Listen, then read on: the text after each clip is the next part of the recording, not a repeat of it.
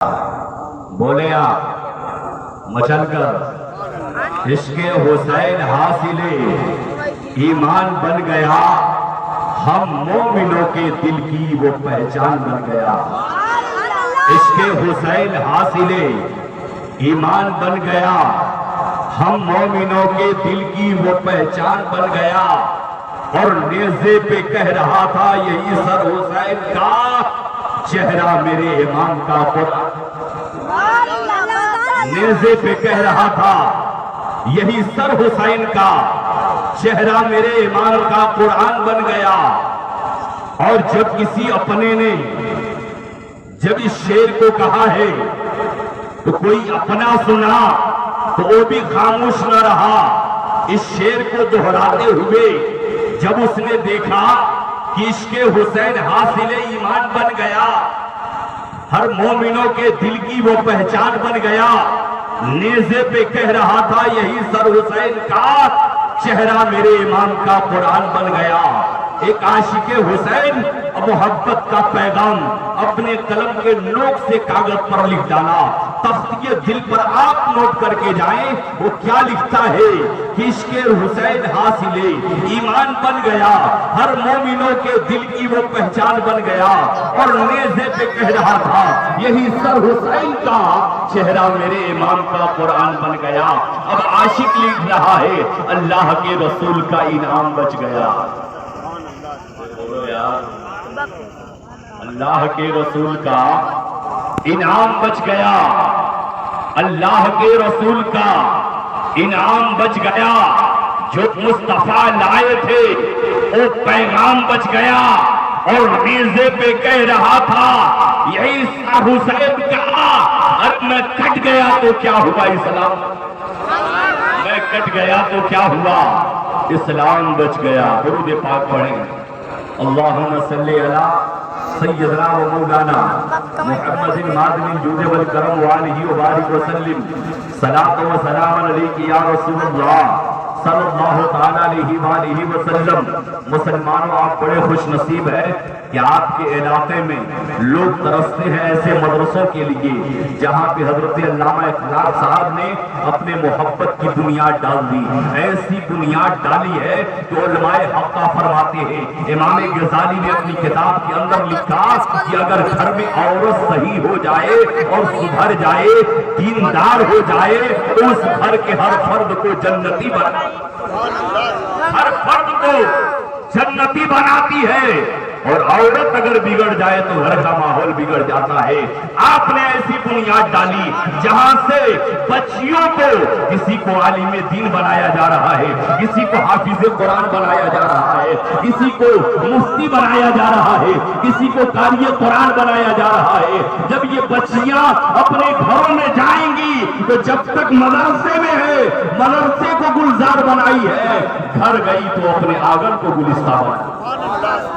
آپ قربان جاؤ، بڑے خوش نصیب ہیں آپ۔ یہ جامعہ جو آپ کے وہاں کھلا ہے یہ کوئی منہ دیکھی تعریف نہیں، آپ علماء سے اکیلے میں بلا کر پوچھیں۔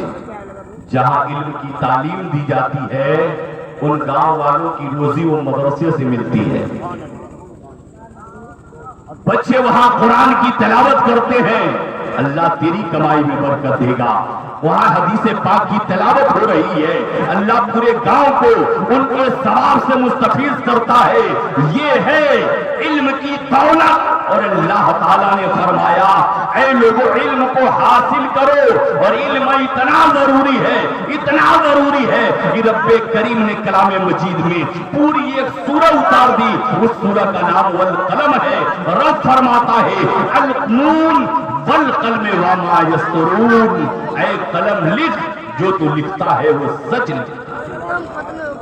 اے لوگوں مدرسے سے آپ مستفیض ہو رہے ہیں، پوری ذمہ داری کے ساتھ اس جلسے کی آپ صدارت فرما رہے ہیں، اور اس کی سرپرستی حضرت علامہ مولانا رحمۃ اللہ صاحب قبلہ، آپ کے خطیب و امام جو اپنے جلوے جہاں سے آپ کے قلوب روحانیت کو تازگی بخشتے ہیں، اللہ تعالی ہم سب کی حاضری کو قبول فرمائے۔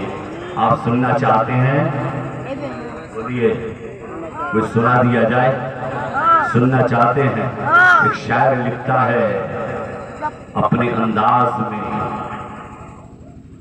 اسلام کی سجانے تصویر کربلا میں، اسلام کی سجانے تصویر کربلا میں، گھر بار لے کے پہنچے شبیر کربلا میں، اور رکھی گئی منا میں بنیاد جس وفا کی، رکھی گئی منا میں بنیاد جس وفا کی، اس کی ہوئی مکمل تعمیر کربلا میں، اور نام حسین زندہ، صبر حسین زندہ، نام حسین زندہ، صبر حسین زندہ، یہ خون سے لکھی ہے تحریر کربلا میں، یہ خون سے لکھی ہے تحریر کربلا میں، اور شبیر نے اے لوگوں آیات جاہدوں کی بن کے دکھا دیا ہے تفسیر کربلا میں۔ مسلمانوں، اللہ تعالیٰ کلام مجید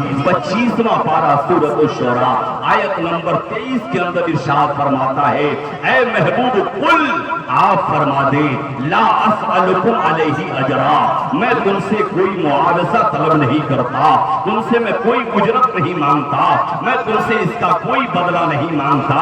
پھر کیا مانگتے ہیں؟ تو آقا کو حکم دیا گیا، محبوب آپ کہیں الا المحبۃ فی القربا، صرف اہل بیت کی محبت میں چاہیے، صرف اہل بیت کی محبت۔ یا رسول اللہ پھر بدلہ کس چیز کا ہے؟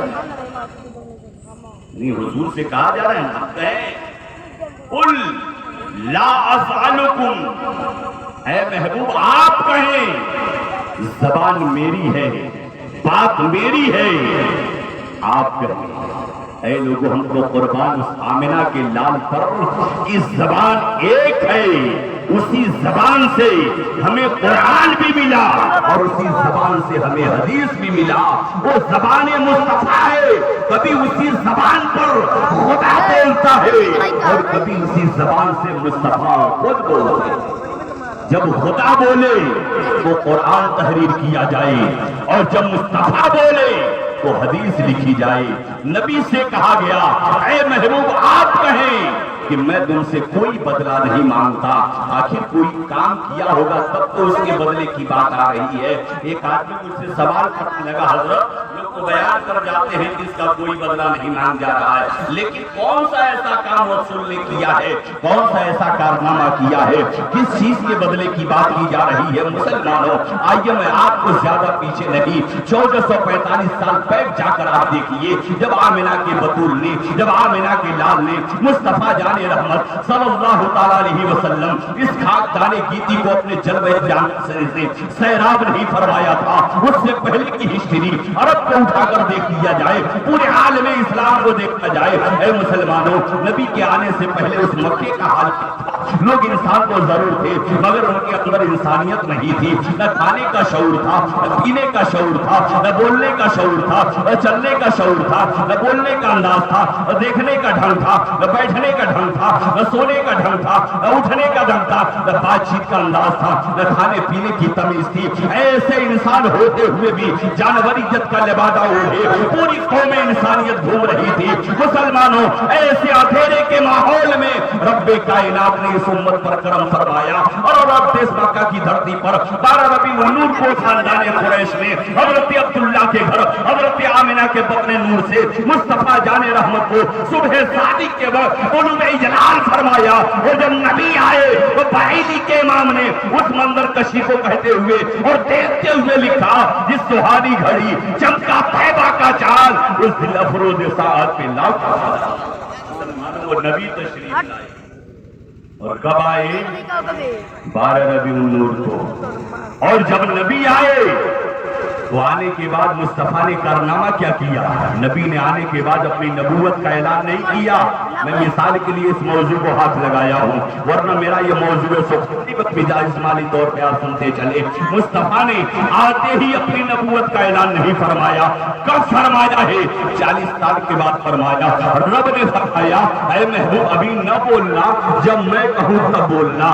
کیوں؟ اس لیے کہ یہ اتنے بگڑے ہوئے ہیں، اتنے بگڑے ہوئے ہیں، اتنے بگڑے ہوئے ہیں. اگر آپ کہو کہ میں خدا کا نبی ہوں تو یہ انکار کر جائیں گے. اے محبوب ان کے سامنے چل کر دکھاؤ، ان کے سامنے بول کر دکھاؤ، ان کے سامنے کھا کر دکھاؤ، ان کے سامنے بیٹھ کر دکھاؤ، ان کے سامنے اٹھ کر دکھاؤ، ان کے سامنے سو کر دکھاؤ.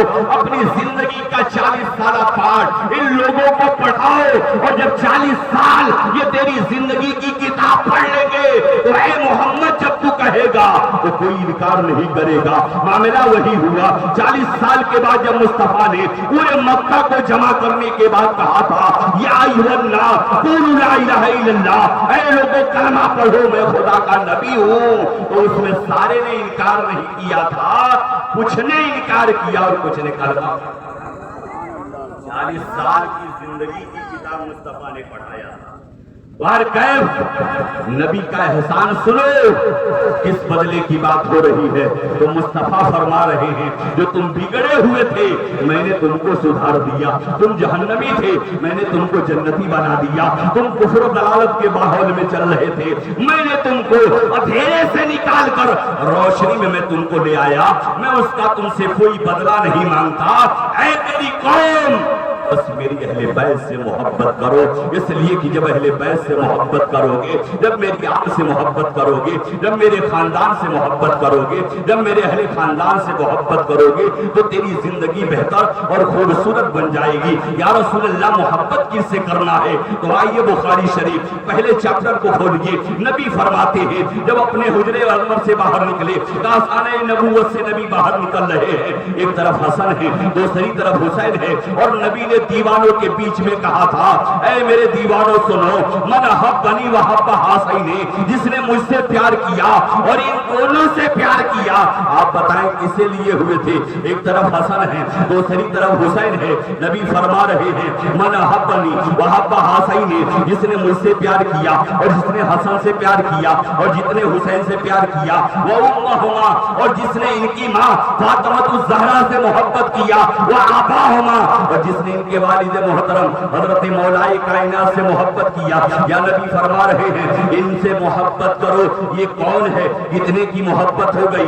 نبی کی محبت 1، حسن کی محبت 2، حسین کی محبت 3، علی کی محبت 4، فاطمہ کی محبت 5. یہ پنجتن پاک ہیں. آپ پنجتن پاک کا کیلنڈر دیکھیں گے تو انہی 5 ناموں کو درسایا جاتا ہے، انہی 5 ناموں کو بتایا جاتا ہے، یہی 5 نام دکھائے جاتے ہیں. مسلمانوں اگر ہم ان سے محبت کریں گے تو ہمیں انعام کیا ملے گا، ہمیں بدلہ کیا ملے گا؟ تو نبی نے بدلے کی بھی بات کی ہے.